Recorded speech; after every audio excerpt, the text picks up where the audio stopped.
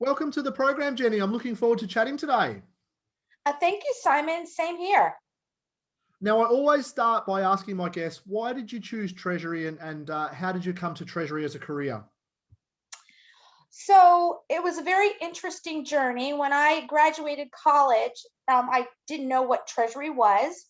I had some experience on Wall Street through a summer internship. And when I was a sophomore, I was actually a babysitter. I made about $350. And at the time, my then boyfriend's dad was investing in a stock called the Dento Med Industries, and it was $1 a share. And at the time, I said, well, I can afford $1 a share. Can you help me buy 350 shares? And so he did. And I bought these shares. And that stock, I think, if my memory serves me well, went up to about $17.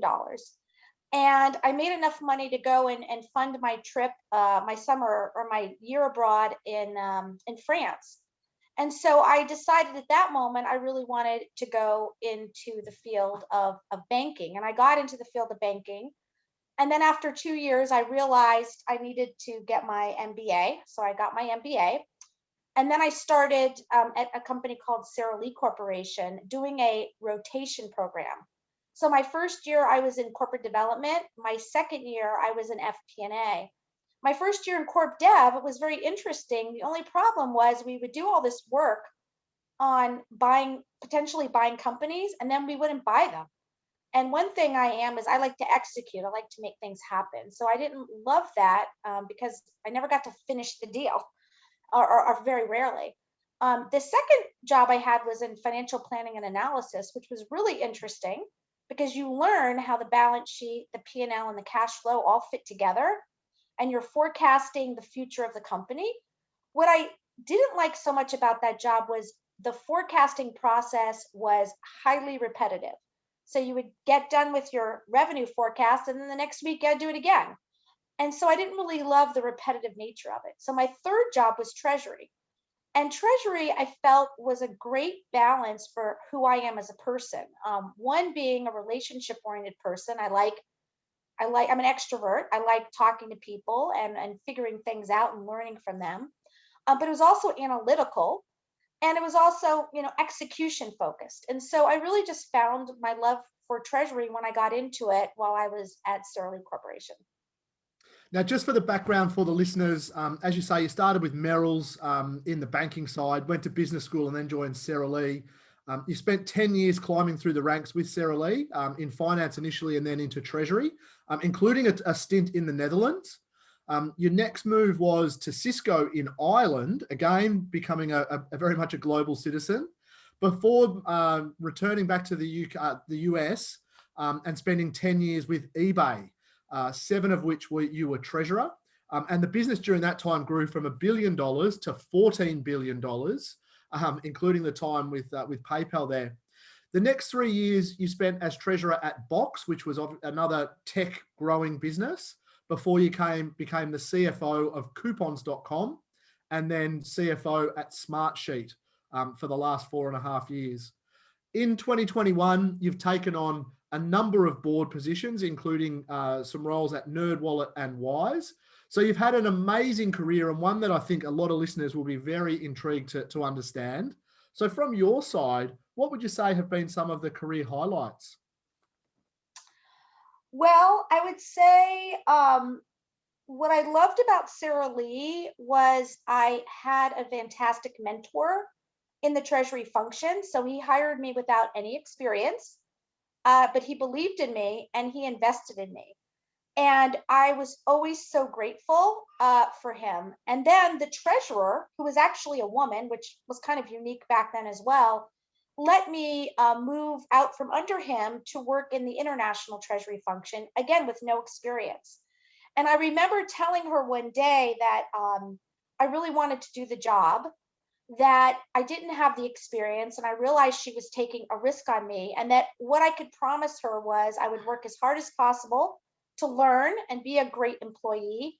And two, that I was never going to forget that she gave me this opportunity, that I was always going to think about paying it forward when someone who might work for me would come to me and say, Jenny, I would like to do something different, without having the experience, that I needed to remember that I got that opportunity because she believed in me. And I've also got to think about that when people come to me. So that was really exciting. My next exciting time was at Cisco when I went to Europe and basically was the first finance person in Ireland. I had planned to go back to Amsterdam. That's where I had been with Sarah Lee. But at the last minute, Cisco said, we'd like to set up an IFSC, an International Financial Service Center in Dublin, and we need substance there. So will you go there? And I thought about it. And one of the things that I was frankly scared of was taking on a kind of a general manager role for a leasing company. I had no experience in leasing assets. And so I went to the guy who had made me the offer and I said, I'm so excited. I really want to come to Cisco, but David, I have to be honest with you. I don't have any experience in leasing and you're asking me to run this group. And he said, Jenny, neither do I. We're going to do it together. And those words meant so much to me because I felt like here I have another partner that I'm going to learn from and we're going to learn together.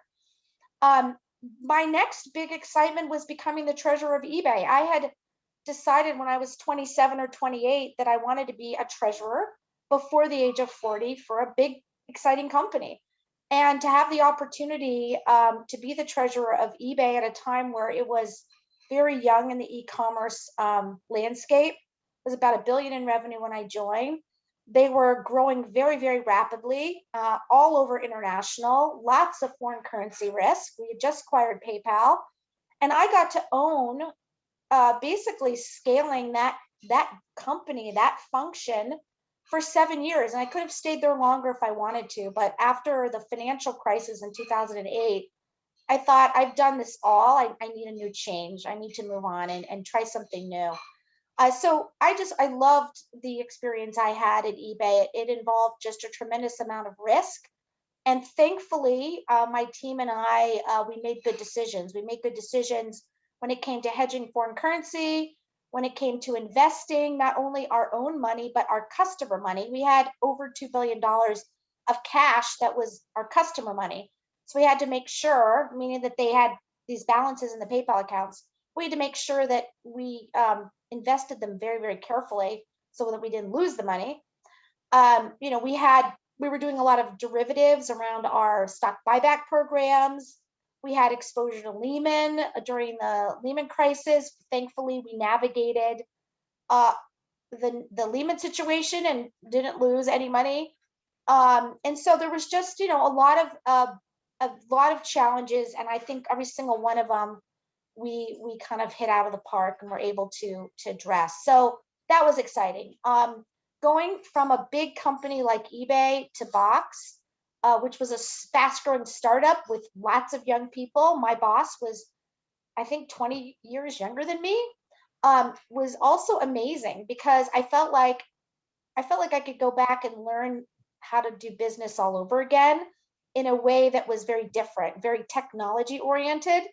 And I've always been passionate about automation and doing things in a forward-looking way. And so to actually learn from a person who was in their 20s at the time on how to use all this new technology was a big thing for me. I really enjoyed it. And then becoming a CFO was hard. I was good at some of the things that a CFO needs to be, other things I didn't have experience in. And that's very true for a lot of people. So you got to figure out, how do you cover for what you're not good at or where you don't have experience? But I would say my last 4.5 years at Smartsheet was a big highlight for me. We took the company public. It grew very fast. Worked with really exciting people. Lived through a global pandemic. It was, I look at my personality type as I look at everything like if I'm doing it the first time. And wanting to do it the best that I can possibly do it, and always thinking very positively. Jenny, I just want to come back to a couple of things that you've just said there on explaining your journey. All of my listeners know I'm a huge advocate of pay it forward.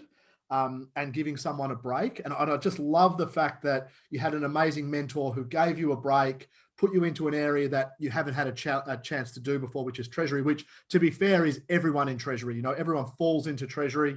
They get bitten by the Treasury bug and they don't leave. But we've all got to get that break to get into Treasury in the first place. So hearing that, and I think listeners need to take that on board, that you've got to take a break. You're not going to get a ready-made Treasury person. Someone has to give you the break. But I really love the pay it forward thing, and the fact that you took out of that they'd given you a break, you wouldn't forget it, and that you wanted to pay it forward. Were you subsequently able to bring other people into Treasury that you can recall? Oh, absolutely. There was a guy at PayPal. His name was Antoine Hemelin, and he was, I think, in product or engineering. And he wanted to come into Treasury. And so I gave him that shot to come into Treasury, and he joined the Treasury function. He left eBay some years later, and the last I kept in touch with him, which I try to keep in touch with everybody almost who's worked for me, he was at Intel as a director of Treasury, and has had a really great career in that area. Another guy at Smartsheet was, I think he was like 23 or 24, and he was in finance operations, and he really wanted to do something different. And so he tried one area, I think it was FP&A, which wasn't really his bailiwick, nor was it mine. So I understood that. But then we had this Treasury opening, and I knew Treasury, so I didn't have to hire a senior person. I could hire someone who was 25.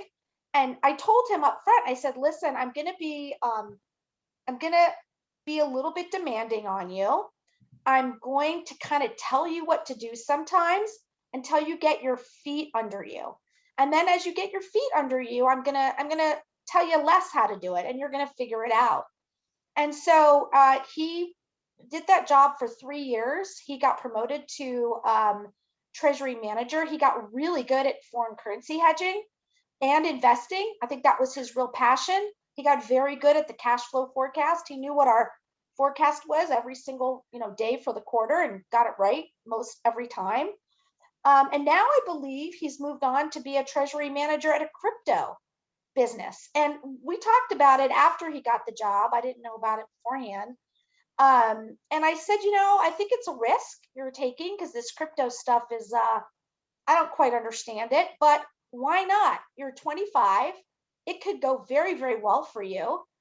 Do it. And then if it doesn't work out, let me know, because I'm here to help and support the people that I really believe in and who I've met along my way.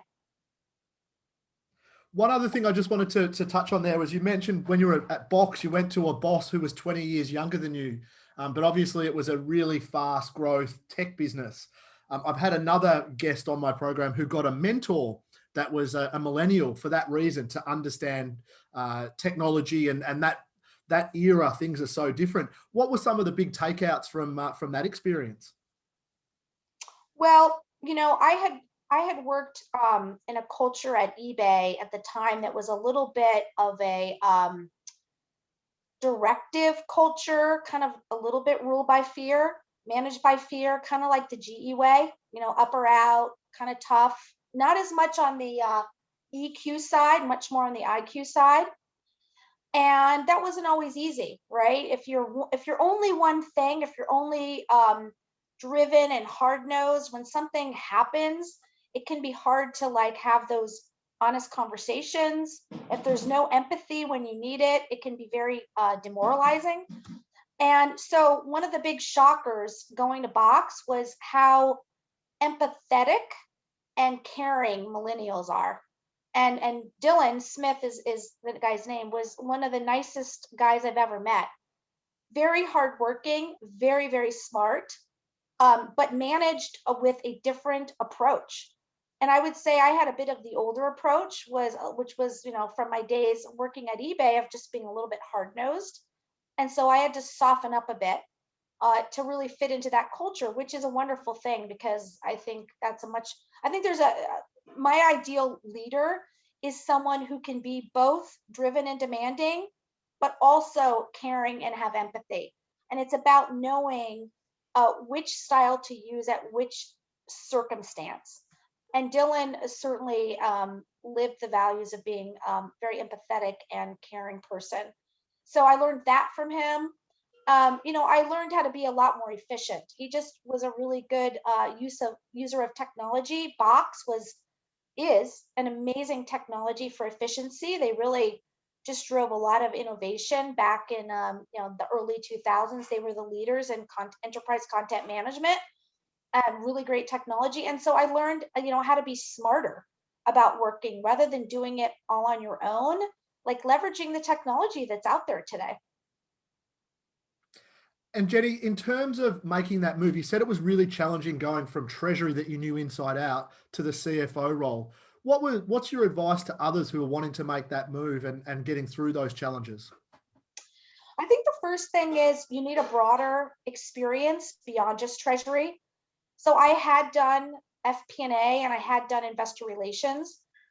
So I had, three core skill sets for a CFO going in there. I was also pretty good at procurement and being able to negotiate contracts. And I'd really gotten that experience from the Treasury role as well, because I did a lot of negotiating when I was in that function. What I didn't have was accounting at all. And I had never worked directly for a CEO before. So those were the two things that, I felt like I needed to really understand and get better at. And my suggestion would be get more than just Treasury. Make sure you have a couple things under your belt, and then cover for where you're not strong by hiring people that are way better than you. So the controller that I hired at Smartsheet, it was a fantastic controller and was such a great partner. And he was someone who was very easily able to give me feedback, which was very important. So that would be my second thing. I think the third thing is the relationship with your CEO is just really important. So make sure in your interviewing process that you get a sense for whether or not you can work for that individual. And if there's going to be good chemistry between the two of you. I think that is, are your styles complementary? Do you share the same values? I know of one story, this is not my story, but a friend of mine went to go work for a person who was just super hard-nosed, super like old style in their management. They always wanted people to be in the office. They were workaholics. So they showed up at 7 a.m. and left at 7 p.m. and they expected everyone else to do that too. And, he didn't really fit into that style. He just, that style of being watched and clocked wasn't his thing. And so you just got to make sure that you've got good chemistry with that partner of yours. Jenny, I think that's really good advice for all listeners in that I would say even for, senior Treasury roles, be it, an assistant treasurer or a treasurer job, I think once you get to a certain point in your career, it's a lot more about the boss that you're going to work for. Are you going to learn from them? Are they going to be a mentor for you? And most importantly, as you just said, is the chemistry right? I find, I can get people great jobs, but, is the job more important or is the person you work for more important? I would say it's the latter. And you've just sort of alluded to that, which I totally agree with. So for listeners out there, I think definitely think that through during an interview process. Interview your boss as much as they're interviewing you, because it's really important.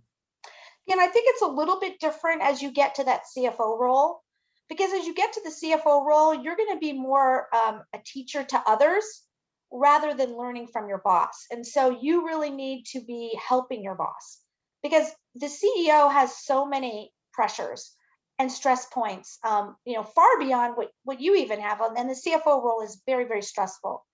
But you have to really understand what they're going through and really be there to help them and coach and mentor them. I found to be like the most important job, more than them coaching and mentoring me, to be honest. That makes absolute sense. Yeah, go ahead. And one other thing I just wanted to touch on there is also making that move from the CFO to currently where you've got a number of board roles.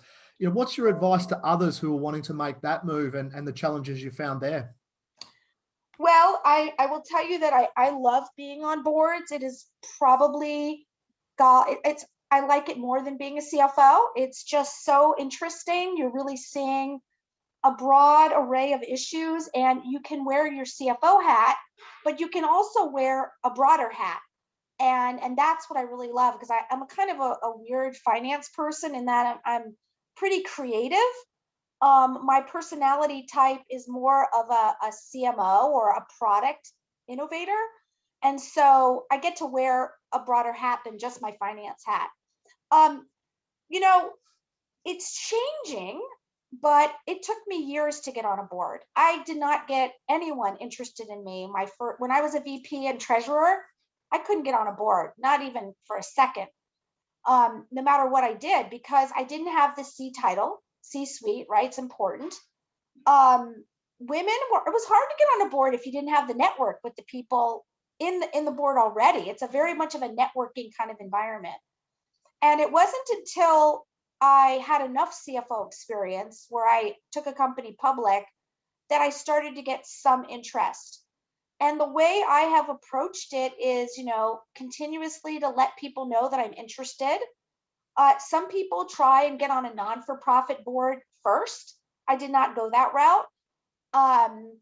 But letting people know that I was very interested in helping, contacting people who look for board members. So be it at venture capital firms, so investors, obviously search firms can help you be on your board. And the first board I got on was because of a guy that I worked with at Box. He was the CHRO, and he had gotten on a board of a search firm called True Search, and they were looking for someone with finance acumen. And he thought of me and he pinged me. So I think it's really important to, have that network, because eventually someone might call you. And nowadays I get calls a lot. And you need to, again, pay it forward. So I'm right now pretty much maxed out on the number of boards I'm on. And so I try to recommend people that I know in my network. Networking is so important.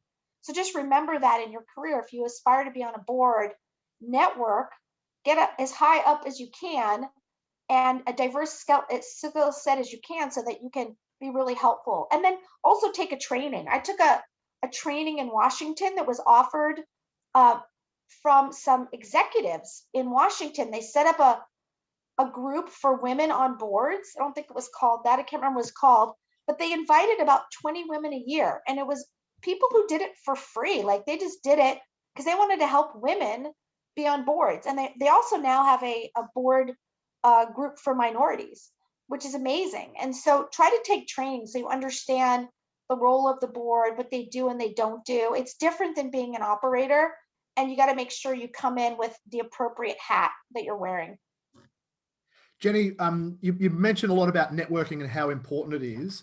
I kind of look at networking. I think sometimes people see it as a dirty word, but I see it as more building relationships. What was your approach throughout your career, and how did you, go about that, just so that the listeners out there can hear your perspective on things?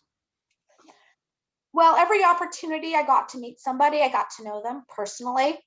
So I was very open to, introducing myself, learning about that other person, being interested in what they have to do.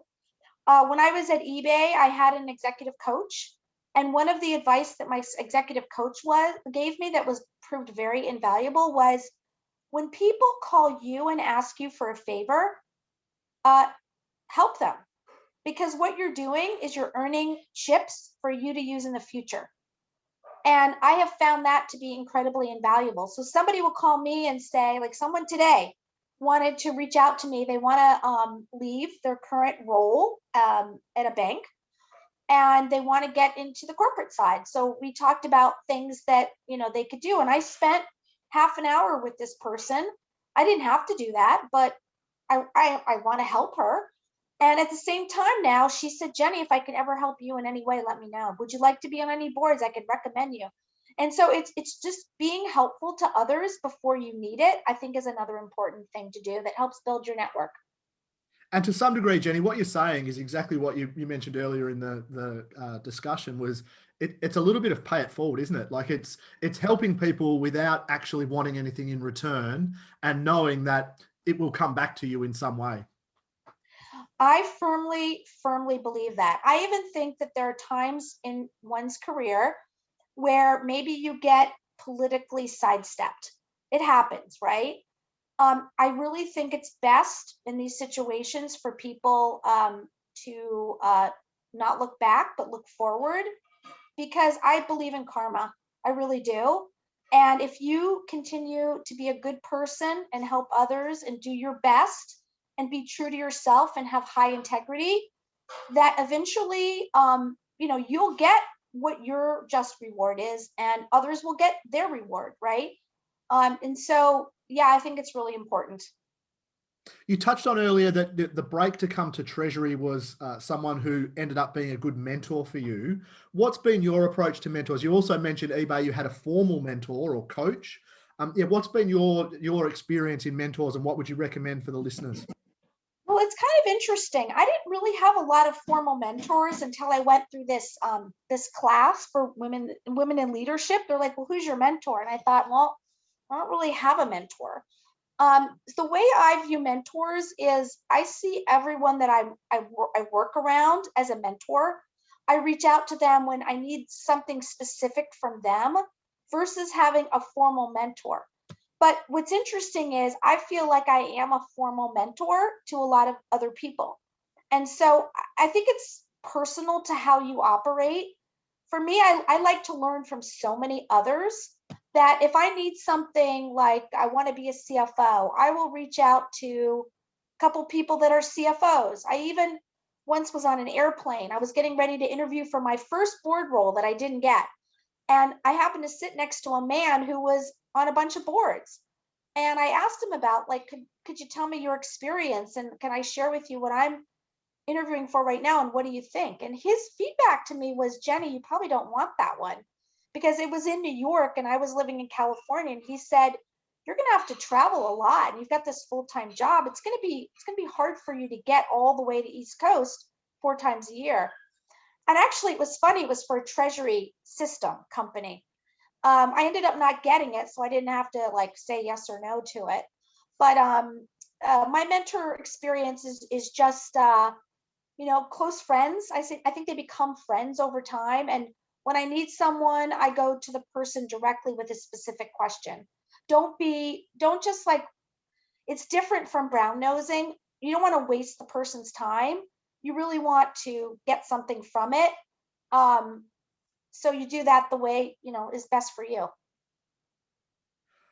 What about in terms of, you've given some good advice to the listeners there. If you were to go back to the 25-year-old you, what's the one piece of advice you'd like to relay that you think can be really valuable in their career? I would say have more confidence. It's kind of bizarre. I had a lot of confidence when I was young. And as I got higher up in my career, I felt like I had less confidence. And I don't know why that was, but I would say to my 25-year-old self is like, hey, if you believe in yourself when you're 25, you better believe in yourself when you're 45 and 50, and not be afraid to take risks, because that's how you get ahead. I just felt like as I got older, I got more afraid to take a bit more risk, even There's a though I little did bit more on the do line, it. isn't there? You just think, I always think about, like, today on the boards that I'm on, I work with 2 CFOs that I actually help to hire into these companies, and they're amazing. And I compare myself to them and I go, wow, I wish I had been like that, or I wish I had been like this. But you're good too. You have strengths as well. No one is perfect. And so just believe in yourself, I would say. And hey, if you don't know something, just say you don't know and go learn it. It's not, or get somebody who knows it. That's the way I would say. Believe in yourself. Jenny, what are the key things you look for when you're hiring, direct reports, or hiring CFOs in now that you're on a board? I look for people who have both the technical chops and the leadership that I'm looking for. And for me, I look for leaders who are going to attract talent. So they have that sort of balance of being tough-minded and tender-hearted that I talked about earlier. They're well liked, but they're not afraid to deliver hard messages when necessary. I look for go-getters. I really like drivers. Kind of analytical drivers are sort of the where I think CFOs should be. That's what I've been interviewing for. But also, collaborators, well-rounded people who can work with others in a very positive way. Because at the end of the day, nowadays, you can't get stuff done by yourself. It does require a lot of influencing and a lot of good teamwork. And people have to be able to flex with that. Otherwise, they're going to have a pretty hard time being successful, despite how smart they are. Having sat in the role of a treasurer, the CFO, and now sitting on a board, what do you think makes a successful treasurer in the eyes of the C-suite and the board? Well, I mean, at the end of the day, there's a lot of automation that's now possible in the treasury function, which used to be, 60, 70% of our time we would do operational work, and 30% of the time we would do strategic work. Maybe it's even worse than that. And nowadays, I think the treasury function can spend 70% of their time during the strategic work. When I talk about strategic work, I talk about how do you build a world-class payment system? How do you leverage that system to understand your foreign currency risks as well as your cash flow needs? Are you cash flow surplus in Switzerland, but cash flow negative in Germany? How are you going to fund that? How are you going to build an infrastructure to support the complexity of your business? And how are you going to do it efficiently? I mean, I think so many treasuries aren't strategic enough, and they don't put things in place that really save the company money or generate return. So I think it's really focusing on strategy. What's the right capital structure? How do you manage, how do you help the company in a COVID crisis?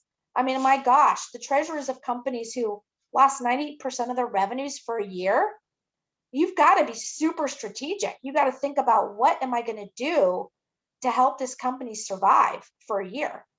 How do you build backup plans? That's something I did a lot at eBay. I always had a backup plan for everything. And so during the financial crisis, we acquired a $2 billion US company, and you couldn't borrow money in the US at the time. The markets were closed for a time period. And we didn't have any money in the US, it was all international. But we had a backup plan. And the backup plan we had a line of credit. Now, $160 million of that $2 billion line of credit was with Lehman Brothers, and we lost that capacity. So what do you do? And so what I suggested we do was, before we actually acquired the company, we drew down on our line of credit to make sure we could get the funding for it. Because I wasn't sure if Morgan Stanley could deliver. It was just a very unknown time period. So we were able to get that money. We also had a backup plan that we could borrow from our international entity, but it was not as easy, involved tax, but we had a backup plan for that. And then there was a time where our CFO and our assistant treasurer wanted to do some 5-year debt. So take that line of credit that was getting, it was costing us LIBOR plus 20 basis points. And at the time, LIBOR was 5%. And basically fund that with a 5-year medium-term note at 6%. And I really didn't want to do that. I felt like we were going to be wasting money. And I thought that, why not just continue to fund with this line of credit, which was essentially a 4.5-year floater, in my opinion. Well, thankfully, they sided with me eventually, and we ended up not doing the 5-year note. And interest rates went down from 5%, right, to 25 basis points.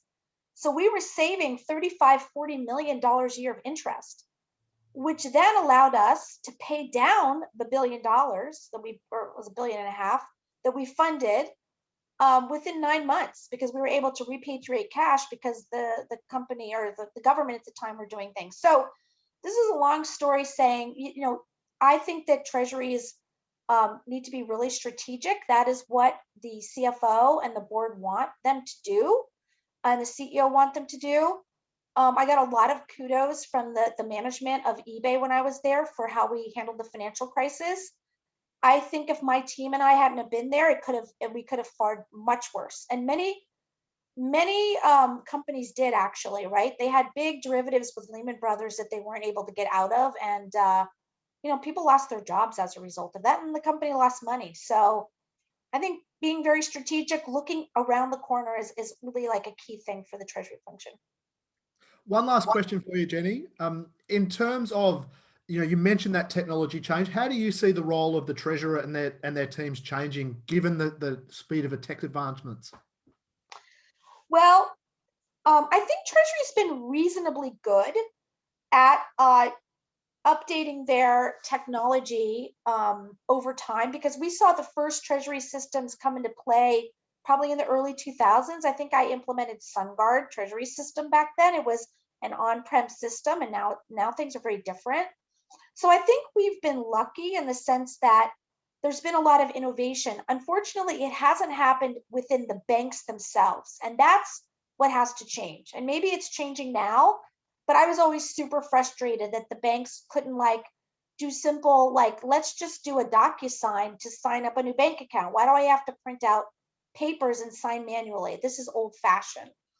And so I think that the treasury functions have opportunities to continue to influence the banks or their business partners who they use to do things differently to help their treasury customers. If they don't, what we're seeing are new entrants come in. We used Stripe at Smartsheet for our collections, and Stripe is innovating and doing a lot. And so I think it's really behoven on treasury personnel to keep up to date on the innovation that's happening, and when they see an opportunity to help their own company, to really look to implement that new technology. It's really interesting that you say that, because I had Tim, the treasurer at Stripe, his podcast came out yesterday, which is quite good timing. One last question for you, Jenny, without notice, but what would you say, like one last sort of story, or what's the most exciting time that you had in treasury? Well, I wrote a poem about it, and it was at eBay. And the poem, so, I think the financial crisis started in July, roughly. It started in 2007, but 2008, in July, August is when things really started to get challenging. Lehman failed in September. Foreign currencies, I believe the dollar pound in July was like 195. And we were very long pounds and euros. So we wanted a strong, we wanted a weak dollar, a strong pound currency. And so they were very strong. Interest rates were high, so we were earning good interest on our money. That was a very exciting time because there was a lot of risk that you had to manage. And that included, counterparty credit risk, foreign currency risk. And my team, I'm so proud of them. We just rallied together and dealt with every single thing that hit us. And in fact, it wasn't just the money of eBay, it was our PayPal customer money. They were sitting in money market demand accounts and AAA money market funds in some cases that could break the buck. And we just were super proactive, and boy, we didn't let anything get us. Even Lehman Brothers, we did quite well in. So I wrote this poem, I still have it. It was the night before the financial crisis, when all through the ranks, not a treasury person was stirring, not even the banks. But then in the hallways, and I don't remember the rest of it, the hallways, something happened, and we sprang to myself and the CFO, the assistant treasurer, were having lattes, and we sprang out of our meeting to see what was happening. I wish I had the poem because it was quite funny. It was all true, though, everything that happened in this poem. And I basically named every person on my team because everyone played a role. And it was really It was the example of a team rising to an occasion. And, this crisis brought us together versus brought us apart. And that was, I think that's what really leaves me the most proud about my career, is kind of going back to this woman, Maureen Culhane at Sara Lee, giving me that shot. And then, giving me that opportunity, and just thinking I've got to do the same for everyone else, because, we're here for each other at the end of the day. I've taken care of my family. I want to take care of the people that I've had the opportunity to work with, and, have been good to me. Jenny, it's been a pleasure chatting to you today. Thank you very much for your time. I could chat to you all day, and I'm sure there's plenty of good stories that you could pass on to the listeners if we had more time. But thank you very much. Really appreciate your time. Sure. Thank you. Take care, Simon.